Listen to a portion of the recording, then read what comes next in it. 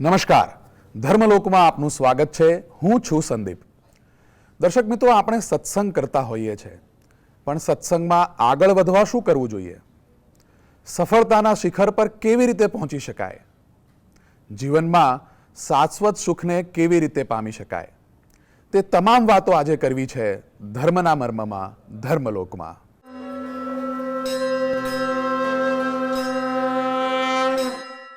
આ અંગે જ વિશેષ માહિતી આપવા માટે આપણી સાથે જોડાઈ ગયા છે કુમકુમ સ્વામિનારાયણ મંદિર મણિનગરથી સાધુ પ્રેમવત્સલદાસજી. જય સ્વામિનારાયણ સ્વામીજી. જય સ્વામિનારાયણ. સ્વામીજી, સ્વાગત છે આપનું ધર્મલોકમાં. સ્વામી, મારે પહેલો પ્રશ્ન એ લેવો છે કે સત્સંગમાં પ્રતિદિન આગળ વધવા માટે આપણે શું કરવું જોઈએ? તમે સરસ પ્રશ્ન કર્યો કે સત્સંગમાં પ્રતિદિન આગળ વધવા માટે માણસે શું કરવું જોઈએ. તો સત્સંગમાં આગળ વધવાને માટે હંમેશા માણસે જાણપણું રાખવું જોઈએ. બીજા શબ્દોમાં કહીએ તો માણસે આત્મખોજ કરવી જોઈએ. જ્યારથી આપણને સત્સંગ થયો હોય, સત્સંગમાં જોડાયા હોઈએ, ત્યારથી પોતાના અંગનો વિચાર કરવો જોઈએ કે હું પહેલા સત્સંગમાં કેટલા કલાક બેસતો હતો, હવે કેટલા કલાક બેસું છું. પહેલા મંદિર દરરોજ જતો હતો, અત્યારે જઉં છું કે નહીં? હા, મંદિર જઉં છું તો ભગવાનના દર્શન કેવી રીતે કરું છું? મારું મન ભગવાનમાં લાગે છે કે નહીં? આમ પોતાના મનનો તપાસ સર્વ કોઈએ કરવો જોઈએ. સત્સંગ થયા પછી પ્રથમના વર્ષમાં મારું મન આવું હતું અને પછી આવું હતું, આટલી ભગવાનની વાસના હતી ને આટલી જગતની હતી, એમ હિસાબ કરવો જોઈએ. અને પોતાના મનમાં જેટલી જગતની વાસના બાકી રહી ગઈ હોય તેને થોડે થોડે નિરંતર ટાળવા માટે પ્રયત્ન કરવો જોઈએ. અને એમ વિચારે નહીં ને બધી ભેગી કરે તો તે વાસના ક્યારેય ટળે નહીં. જેમ કોઈની પાસેથી આપણે રૂપિયા ઉછીના લીધા હોય તો તેનો જો મહિનાનું નિરંતર ચૂકવી દઈએ તો દેતા કઠણ ન પડે, અને વર્ષ દાડાનું ભેગું કરીએ તો આપવું બહુ કઠણ પડે. તેમ નિરંતર વિચાર કરવો જોઈએ. ટૂંકમાં આપણે આપણી જાતની આત્મખોજ કરવી જોઈએ. જેમ માણસ દરરોજ તૈયાર થઈને ઘરની બહાર નીકળતા પહેલા અરીસા સામે ઊભો રહે છે અને જોવે છે કેવો લાગુ છું, તેમ આપણે નિત્ય વિચાર કરવો જોઈએ. જિંદગીમાં આગળ વધવા માટે હંમેશા 3 શબ્દ યાદ રાખવા જેવા છે: હું કોણ છું, હું ક્યાં છું અને શા માટે આવ્યો છું. આપણે આપણી જાતને આ 3 સવાલ હંમેશા પૂછતા રહેવું જોઈએ. તો દિન પ્રતિદિન આપણને જાણપણું રહેશે અને આપણે આગળ વધી શકીશું. ભગવાનને પ્રસન્ન કરીશું તો આપણને મહાસુખ, જે ભગવાનની મૂર્તિનું દિવ્ય સુખ છે, તે આપણને અવશ્ય પ્રાપ્ત થશે. સ્વામીજી, આજનો માનવી એ સફળતા પ્રાપ્ત કરવા માટે મથી રહ્યો હોય છે, ત્યારે સફળતાના શિખરે પહોંચવું હોય તો શું કરવું જોઈએ? તમારો પ્રશ્ન છે કે સફળતાના શિખરે પહોંચવા માટે શું કરવું જોઈએ. તો જીવનમાં સફળ થવું હોય તો પહેલા તો આપણી જાત ઉપર વિશ્વાસ અને ભગવાનમાં શ્રદ્ધા રાખવી જોઈએ. જો તમને એવું લાગતું હોય કે હું સાવ સામાન્ય છું, શૂન્ય છું, તો તમે જીવનમાં કશું જ નહીં કરી શકો. અશક્ય લાગતા તમારા સપનાઓને હકીકત બનાવવા માટે સંઘર્ષ તો કરવો જ પડે. જેટલો લાંબો સંઘર્ષ એટલી જ ભવ્ય સફળતા. જો આપણું દ્રઢ મનોબળ છે અને સ્વયં પસંદ કરેલા રસ્તા ઉપર કોઈ અફસોસ નથી, તો દુનિયા હસે કે વાતો કરે એનાથી આપણને કોઈ જ ફરક નથી પડતો. આપણો ધ્યેય ક્લિયર હોવો જોઈએ. મારે જે જોઈએ છે એને માટે મારે સતત અને સખત મહેનત કરવાની છે. જીવનમાં આગળ વધવા માટેના 3 પાયા છે: દ્રઢ પુરુષાર્થ, દ્રઢ સંકલ્પ અને સાહસ. પહેલી વાત કરીએ દ્રઢ પુરુષાર્થની. પાણીની મુનિએ કેવો પુરુષાર્થ કર્યો. તે નાના હતા ત્યારે એમ કહેવામાં આવતું હતું કે તેમના હાથમાં વિદ્યાની રેખા જ નથી. છતાં પણ પુરુષાર્થ કરીને તેઓએ સંસ્કૃત ભાષામાં સૌને વ્યાકરણ ભેટ આપ્યું. અરે આજે પણ વર્ષો પછી એ જ વ્યાકરણ ભણાવવામાં આવે છે જે વ્યાકરણની પાણિની મુનિએ રચના કરી હતી. બીજો સંકલ્પ હતો દ્રઢ સંકલ્પ લેવાનો. મહાત્મા ગાંધીજી જુઓ, એમને કોણ ન ઓળખે? ન સેના, ન શસ્ત્ર અને ન સામ્રાજ્ય, તો પણ તેમણે નક્કી કર્યું હતું કે મારે દેશને સ્વતંત્ર બનાવવો છે, મારે ભારત દેશને ગુલામીમાંથી મુક્ત બનાવવો છે. તો તેમણે ભારત દેશને આઝાદી અપાવવામાં મહત્વનો ભાગ ભજવ્યો. માટે માણસ જે ધારે તે કરી શકે છે. તેથી જ કહ્યું છે કે કદમ અસ્થિર હોય એને કદી રસ્તો જડતો નથી. કદમ અસ્થિર હોય એને કદી રસ્તો જડતો નથી. અડગ મનના મુસાફિરને હિમાલય પણ નડતો નથી. એરિસ્ટોટલે 80 વર્ષની ઉંમરે વાંસળી વગાડવાનો પ્રારંભ કર્યો હતો, પણ તેમને ધગસ હતી તો તે વાંસળી વગાડવાનું શીખીને જ રહ્યા. વિશ્વના ક્રિકેટરોમાં સર્વશ્રેષ્ઠ ક્રિકેટર તરીકે જેમની ગણના થાય છે એવા સચિન તેંડુલકર, તેમણે સંકલ્પ કર્યો કે મારે મહાન ક્રિકેટર બનવું છે, તો તે બન્યા. દરરોજ સવારે 6 વાગે મેદાન ઉપર પહોંચીને લગભગ 400-500 બોલ રમવાની પ્રેક્ટિસ 20 વર્ષ સુધી કરી હતી. માટે તે વિશ્વના મહાન ક્રિકેટર બની શક્યા. ક્રિકેટની પ્રેક્ટિસ કર્યા પછી તેઓ જ મોબાઈલ ફોન જોતા હતા. આમ જીવનમાં જે માણસો સફળ થયા છે તેમણે 3 કાર્ય કરવા જ પડે છે. એક દ્રઢ પુરુષાર્થ કરવો, બીજું દ્રઢ સંકલ્પ કરવો પડે, અને ત્રીજી વાત એ કે જીવનમાં કંઈક નવું કરવા માટે સાહસ ખેડવું જ પડે. આ દુનિયાના ધુરંધરો મહાન સફળ વ્યક્તિઓના જીવન ચરિત્રો પર એક નજર ફેરવીને જુઓ કે બધાને પણ પરિસ્થિતિઓ ખૂબ જ વિકટ હતી અને કોઈના પણ સપોર્ટ વગર તેઓ શારીરિક દુઃખોની વચ્ચે પણ એ સફળ થયા છે. તમે પણ શૂન્યમાંથી સર્જન કરી શકો છો.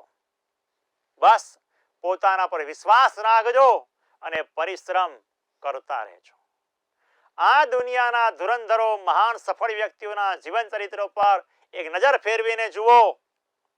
એ બધાને પણ પરિસ્થિતિઓ ખૂબ જ વિકટ હતી અને કોઈના પણ સપોર્ટ વગર તેઓ સફળ થયા છે. ટૂંકમાં સફળતા પ્રાપ્ત કરવાનો બીજો કોઈ શોર્ટકટ નથી. જે શોર્ટકટ શોધી લે છે તેમને સફળતા મળતી નથી. તેઓ મહાન બની શકતા નથી. તે સફળ થવા માટે પ્રચંડ પુરુષાર્થ કરવો જોઈએ. સ્વામીજી, આપ ખૂબ સરસ વાત કરી રહ્યા છો. મારે અહીં એક પ્રશ્ન એ પણ લેવો છે કે જીવનમાં જો આપણે શાશ્વત સુખને પામવું હોય તો એ પામવા માટે કેવો ધ્યેય રાખવો જોઈએ? તમારો મહત્વનો પ્રશ્ન છે કે જીવનમાં શાશ્વત સુખને પામવું હોય તો માણસે કયો ધ્યેય રાખવો જોઈએ? ખરેખર આપણે ભગવાનને શું ગમે છે ને, આપણે ભગવાનને શું ગમે છે એ ધ્યેય રાખવો જોઈએ. આજે દરેક માણસ જીવનભર પ્રયત્નો કરતો હોય છે કે હું શું કરું તો બધાને ગમું. પરંતુ દુઃખની વાત એ છે કે આપણે ભગવાનને શું કરીશું તો ભગવાનને ગમશે તેનો વિચાર કરતા નથી. પરંતુ દુનિયાને શું ગમશે, પરિવારના સભ્યોને શું ગમશે, અને તેને રાજી કરવા માટે જ આપણે આપણી જિંદગીને પસાર કરી દઈએ છીએ. પરંતુ પરિણામ શું આવે છે? શૂન્ય, 0. લોકને રાજી કરવા ગમે તેટલું તમે કરો, 1 વાર કરો, 2 વાર કરો, 5 વાર કરો, 25 વાર કરો, 50 વાર કરો, પરંતુ એક વખત એમનું તમે ધાર્યું ન કરો, એક વખત તમે એમનું ગમતું ના કરો એટલે બધી મહેનત ઉપર પાણી ફરી વળે છે.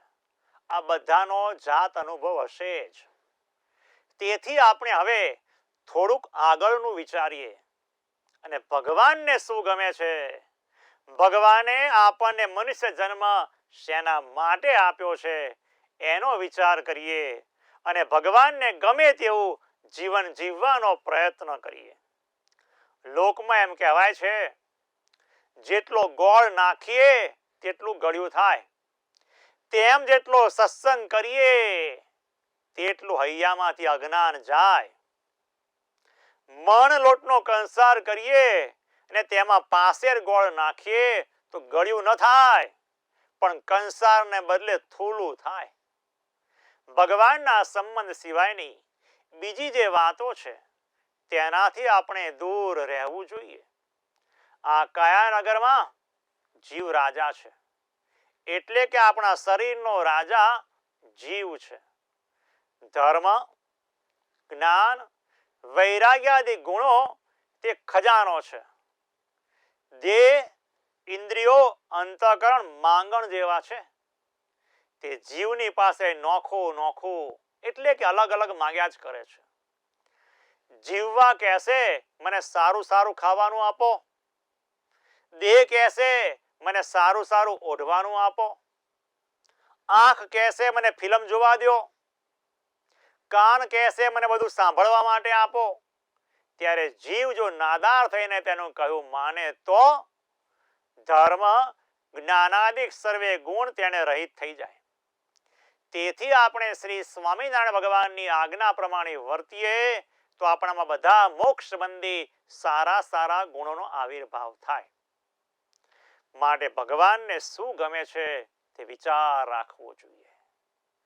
માઇક સુખ તો ગુંદાના ઠળિયા જેવું ચીકણું છે. તેની ઉપર જો માખી ભૂલે પણ બેસી જાય ને તો પગ ઘસી ઘસીને ઉડવા પ્રયત્ન કરે, પણ સાથે પાંખોય ચોંટવા માંડે. તેમ જીવ આવી રીતે માયામાં ફસાઈ જાય છે. તેથી આપણે તો આગળ જે મોટા મોટા ભક્ત થઈ ગયા તેના માર્ગ ઉપર ચાલવું, તો ભગવાન આપણા પર રાજી થાય. અને ભગવાન રાજી તો બધું આવી ગયું. આપણા જીવનનો ધ્યેય ભગવાનને રાજી કરવાનો રાખવો જોઈએ. શ્રી સ્વામિનારાયણ ભગવાને આવી ભક્તિ કરે તેવા જ ભક્તો તેમને ગમે છે. તો આપણે પણ આવા ભક્તના જીવનમાંથી થોડું અનુકરણ કરવાની જરૂર છે. સ્વામિનારાયણ ભગવાનના વખતમાં અનેક ભક્તો 500 500 200 200 માળા ફેરવતા હતા. તો આપણે 500 કે 200 ન ફેરવીએ તો 50 25 15 માળા તો ફેરવીએ. શું આપણી પાસે સમય નથી? સમય તો છે, એટલે તો ન્યૂઝપેપર પાછળ અડધો કલાક કાઢીએ છીએ, મોબાઈલની પાછળ કલાકો બગાડીએ છીએ, કોઈની પંચાયત પાછળ સમય કાઢીએ છીએ, રાજકારણની વાતો કરવામાં સમય કાઢીએ છીએ.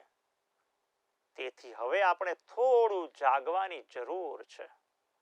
આ બધામાં સમય ઓછો કરીને ભગવાનની માળા ફેરવવામાં સમય કાઢવાની જરૂર છે.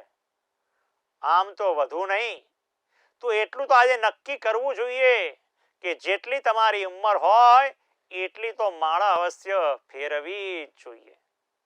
આપણે સંસારમાં રહીને ભગવાન ભજીને મનુષ્ય જન્મ સાર્થક કરી લઈએ. એક કાર્ય થયું તો બધા કાર્યો પૂરા થઈ ગયા છે, અને આ કાર્ય જો ના થયું તો બધા જ કાર્યો આપણા અધૂરા જ છે. જી સ્વામીજી, હવે મારે જે પ્રશ્ન લેવો છે એ દરેકના દિમાગમાં, દરેકના વિચારોમાં આવતો હોય છે. આજે સજ્જન ગરીબ હોય છે અને દુર્જન સંપત્તિવાન હોય છે, તેવું કેમ? તમારો સાંપ્રત સમયનો ખૂબ મહત્વનો પ્રશ્ન છે કે આજે સજ્જન માણસ હોય છે, જે પ્રમાણિક માણસ હોય છે એ ગરીબ હોય છે, અને જે માણસ દુર્જન હોય છે એ સંપત્તિવાળા એટલે પૈસાવાળા કેમ હોય છે?